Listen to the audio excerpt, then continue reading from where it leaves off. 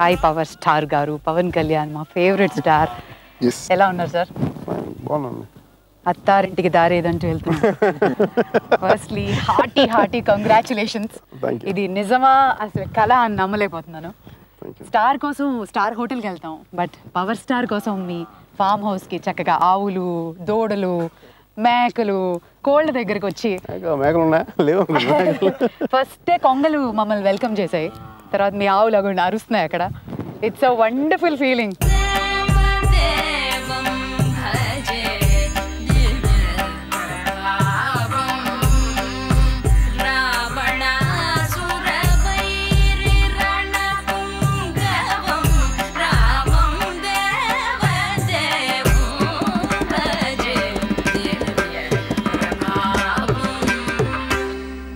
Sir firstly ఎలా అనిపిస్తుంది sir మీకు?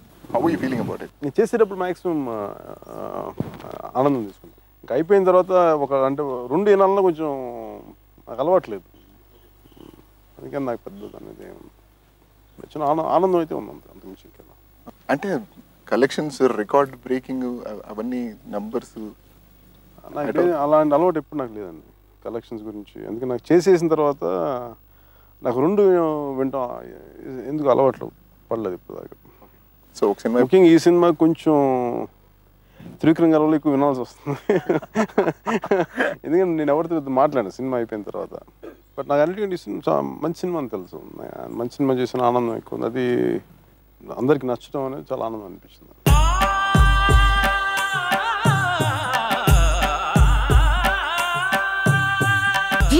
నా రూమ్ లోకి వచ్చేసాడు. నేను దుబాయ్ రిటర్న్. ఇంట్లో ఆడపిల్లలు సార్, సార్కి గన్ అంటే ఇష్టం, మీకు పెన్ అంటే ఇష్టం. మరి ఆ పెన్ను ఈ గన్నుతో ఎంత లేదు, ఆయన కూడా పెన్ అంటే చాలా ఇష్టం, ఎవరికి తెలియదు కాబట్టి. సో బయట తెలిసిన జనాల ప్రకారం సో ఆ పెన్ను ఈ గన్నుతో ఎంత అద్భుతమైన హ్యూమన్ ఎమోషన్స్ పండించాలనే ఆలోచన ఎక్కడ పుట్టింది? దానికి సార్ రియాక్షన్ ఎలా ఉంది? ఫస్ట్ ఆఫ్ ఆల్ ఇదంటే నేను యాక్చువల్ కాలేజ్ తర్వాత చెప్పే ఈ కథ ఈయనకి. వెంటనే నేను కాలేజ్ అయిపోయిన తర్వాత అప్పుడు ఏదో ఒకసారి నేను ఒక స్క్రిప్ట్ చెప్పాలనుకుంటున్నానని చెప్పి అప్పుడు చెప్పాను. స్క్రిప్ట్ చెప్తే అందులో బేసిక్గా ఎంటర్టైన్మెంట్ బాగా చేశాను, కానీ ఇంత ఎమోషన్ లేదు అప్పుడు అందులో. అప్పుడు ఈయన అన్నది ఏంటంటే, మీరు ఎందుకు ఎమోషన్ నుంచి ఎస్కేప్ అయిపోయి దాని నుంచి పారిపోయి కథ చేయటం ఎందుకు, నిలబడి మీరు ఎమోషన్ చెప్పండి, అది ఎందుకు జనానికి నచ్చుతుందని నాకైతే నమ్మకం ఉంది, మీరు దాన్ని చెప్పండి, తప్పేం లేదు కదా. ఇప్పుడు ఈ క్లైమాక్స్ పోర్షన్ యాక్చువల్గా దాని నుంచి ఆ మాట నుంచి పుట్టింది ఇది. అందుకని దాని తర్వాత మళ్ళీ దాన్ని రీవర్క్ చేసి ఈ పర్టికులర్గా ఎంత అంటే చాలా నిజాయితీగానే మాట్లాడాలి లాస్ట్ ఏరియాలో అని దాన్ని అంటే ఫస్ట్ డిసైడ్ చేసింది. అది చేసిన తర్వాత అప్పుడు then we went on for the shooting. అందుకని ఇంత ఇప్పుడు హ్యూమన్ ఎమోషన్స్ కానీ అవి కానీ హ్యాండిల్ చేయడానికి మాత్రం ఫస్ట్ స్టార్టింగ్ సీడ్ అయితే అక్కడి నుంచి పడింది. ఇప్పుడు కమర్షియల్గా పే చేయటం అనేది బోనస్ చెప్పాలంటే. అయినా అదేం పని అయ్యా, చూడ్డానికి మంచోళ్ళ ఉన్నావు. ఈ ఇంటికి ఏది కరెక్టో చెప్పాల్సింది ఆవిడ. మీలో ఏదో మ్యాజిక్ ఉంది, దానికి ఎవరైనా పడిపోతారు. పండుగ ఇన్ఫ్యాక్ట్ మాకు ముందే వచ్చేసిందండి. అక్టోబర్ 13 రావాల్సింది సెప్టెంబర్ 27 వచ్చేసింది.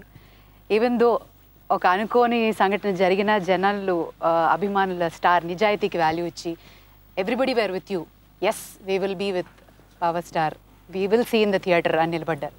సో జనాల సపోర్టు, ఈ జరిగిన ఇన్సిడెంట్ ఎంత ఎంత బాధ కలిగింది. అండ్ ఆఫ్టర్ దాట్ జనాల support, how did you feel? అంటే ఇప్పుడు పైరసీ గురించి నా ఫీలింగ్ ఏంటంటే అది ఎవరి ఇండివిజువల్ ఎథిక్స్ అనుకుంటాను. గబ్బర్ సింగ్ 2 స్క్రిప్ట్ మీద అని దానికి అక్కడికి వెళ్ళాను. నాకు ఇట్లా ఫోన్ వచ్చింది త్రివిక్రమ్ గారి దగ్గర నుంచి, ఇట్లా మొత్తం ఫిల్మ్ బయటకు వచ్చేస్తుంది, ఆల్మోస్ట్ ఒక 90 minutes ఆఫ్ ద ఫిల్మ్ బయటకు వచ్చేసిందని చెప్పారు. ఫస్ట్ అసలు ఎలా రియాక్ట్ అవ్వాలో అర్థం కాల. అంటే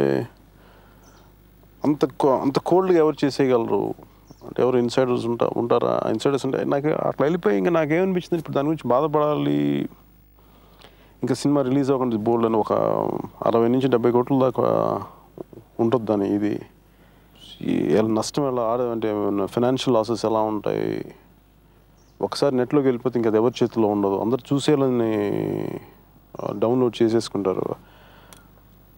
అన్ని మిలియన్స్కి అంత ఇండివిజువల్ ఎథిక్స్ ఉంటుందా అని నాకు డౌట్ ఫస్ట్. కానీ అమేజింగ్ ఏంటంటే నాకు అది స్వచ్ఛందంగా ఎవరికాళ్ళు వాలంటరీగా దాన్ని డౌన్లోడ్ చేసుకోకుండా లింక్స్ని చేసుకోవటం నాకు మామూలు ఆశ్చర్యం కలిగించలేదు. నాకు వాళ్ళ మీద అమితమైన గౌరవం పెరిగిపోయింది. అంటే ఇలా అంటే ఇంతమంది అంటే అవైలబిలిటీలో ఉండి ఇక్కడ క్లిక్ ఆఫ్ ఎ బటన్ దాన్ని చూడగలిగే కేపబుల్ స్థాయి ఉండి చేయగలిగే ఉండి దాన్ని నిగ్రహించుకోవడం అనేది అది వాళ్ళ వాళ్ళ వాళ్ళ నైతిక విలువలకి నా జోహార్లు చెప్పాలనిపించింది నాకు. ఫస్ట్ హార్ట్ఫుల్ థ్యాంక్స్ చెప్పుకున్నాం. సో డివిడిలో సినిమా కాదు సిద్ధు గారు, థియేటర్లో సినిమా. ఒక్కసారి టైటిల్ స్టార్ట్ అయింది అంటే సినిమా ఎవరికి తెరదించకూడదు.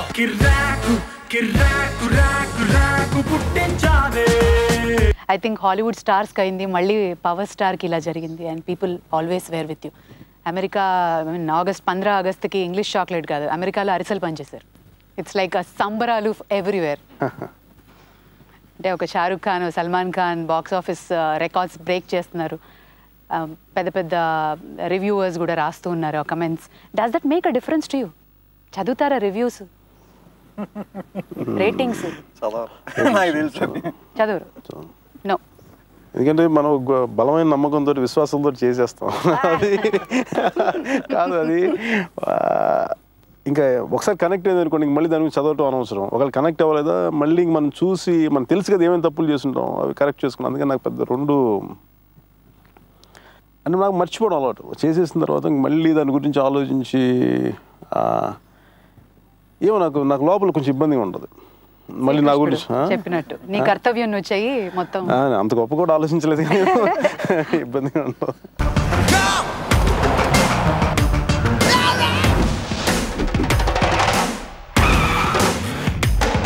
సార్ బేసిక్లీ పవర్ స్టార్ ఒక సినిమా చెయ్యాలి అంటే దానిలో సంథింగ్ స్పెషాలిటీ ఉండాలి. ఇది అత్తారింటికి దారేదంటూ చిన్నపిల్లలు ఆడుకునే ఆట. దీనికి ఈ కథకి మీరు ఒప్పుకోవడానికి what was the driving factor? ఈ కథ చేయడానికి అంటే బేసిక్ అంటే మాకు అంటే ఈయన కానీ నేను కానీ మేము పెరిగిన వాతావరణం ఏదైతే మేము కోరుకునే బంధాలు కానీ ఇలా ఉంటాయి మా రియల్ లైఫ్లో. మాకు బేసిక్ హ్యూమన్ రిలేషన్స్ మీద లేదంటే మానవ సంబంధాల మీద వీటి మీద మేము ఏదో మాట్లాడుకుంటూ ఉంటాం. ఇలా ఉంటే ఇలా ఏదో మాకు పాత ఏవో మాట్లాడుకుంటూ ఉంటాం. మా జీవితంలో జరిగినాయి కొన్ని, ఒకసారి పుస్తకాల్లో రిఫరెన్సెస్ ఇవి ఇలా మాట్లాడుకుంటూ ఉంటే మేము అలాంటి సందర్భం నుంచి అది ఒక ఐడియా చెప్పాను. ఇలా బాగుంటుంది, ఇలా వెళ్ళిపోయిన ఇలా తీసుకురావటం అంటే నాకు బాగుంటుంది అనిపించింది. నాకు అది ఎలా వస్తుందో నాకు తెలియదు. ఇంకోటి కూడా ఏంటంటే నాకు అంటే మిగతా వాళ్ళని ఇబ్బంది అంటే వాళ్ళని ఏది ఇబ్బంది పెట్టే మాట కాదు, కానీ బేసిక్గా అత్త అనేది ఒక అబ్యూసివ్ టర్మ్ కింద అయిపోయింది. వెరీ డిరోగేటరీ టర్మ్ కింద చేస్తారు. అది నాకు ఆయనకి కానీ నాకు కానీ కొంచెం ఇబ్బందిగా ఉంటుంది. అంటే కొన్ని పదాలకి చాలా ఒక డిరోగేటరీ స్థాయికి పట్టుకెళ్ళిపోయారు ఎవరికాళ్ళు అలా చూసిన మీద. నాకు ఆయన చెప్పింది నా వెంటనే అది కనెక్ట్ అయింది. చాలా మా ఇద్దరికి ఏంటంటే బాగా పాత సినిమాలు బాగా ఇష్టం.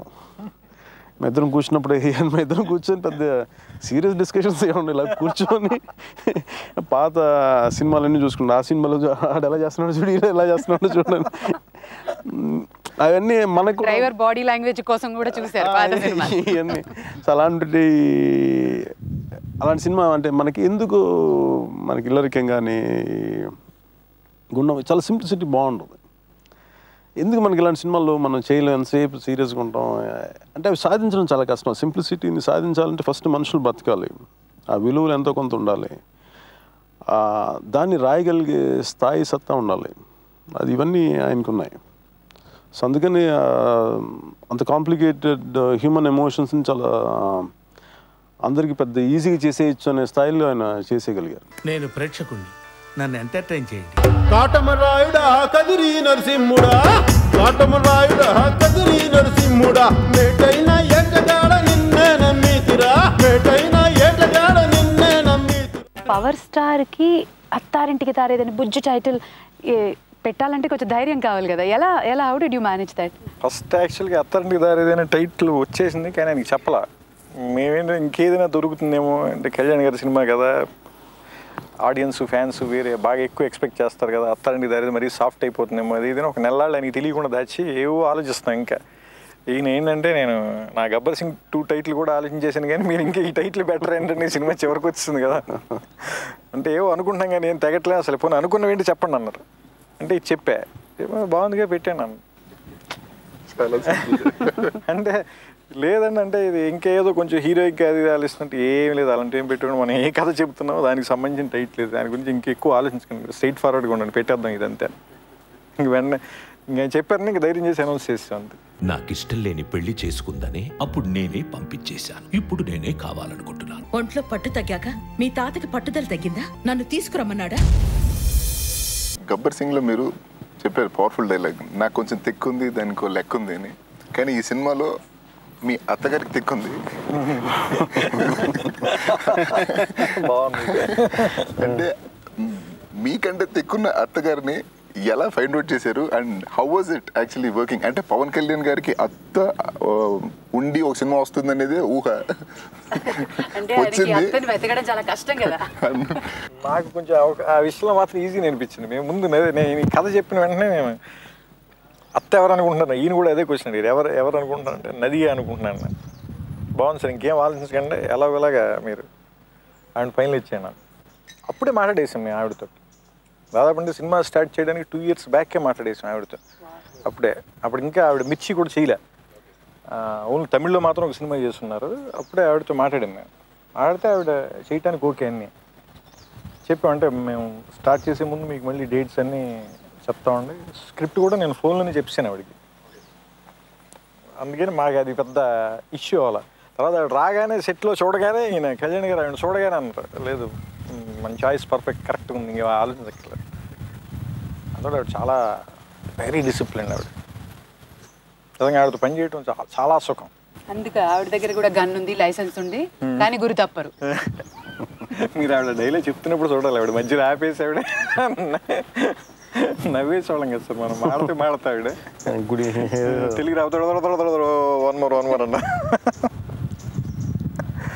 ఒక సీన్కి అయితే గుర్తుందా మీకు, నన్ను బయటికి పంపించారు మీరు ఇద్దరు కలిపి. అవును, ఎంత ఓకే చేయట్లా. అంటే ఆవిడ మాడుతుంటే నాకు నవ్వు వచ్చేస్తుంది. ఆవిడకి రాక ఆవిడ ఏమందంటే ముందు అసలు డైరెక్టర్ని బయట పంపించాను, ఇతను వల్ల ఎక్కువ టేకులు అవుతున్నాయంటే ఇంకా ఆ సీన్ కళ్యాణ్ గారు డైరెక్ట్ చేశారు ఆ షాట్. బయటికి వెళ్తే ఆయనే నిలబడి ఉండాలి, ఆయన సజెషన్లో ఉంటుంది షాట్ అది. సో ఆయనే స్టార్ట్ కెమెరా చెప్పుకుని, ఆయన యాక్షన్ చెప్పుకుని, ఆయనే కట్ ఓకే చెప్తాను. అప్పుడు నేను ఆ లోపల నుంచి ఓకే అన్నారు, అప్పుడు లోపలికి వచ్చి నేను మానిటర్లో చూసాను బాగుందని ఓకే చేస్తాను. ఈ ఇంటికి ఏది కరెక్టో చెప్పాల్సింది ఆవిడ. ఒంట్లో పట్టు తగ్గాక మీ తాతకి పట్టుదల తగ్గిందా? నన్ను తీసుకురమ్మన్నాడా?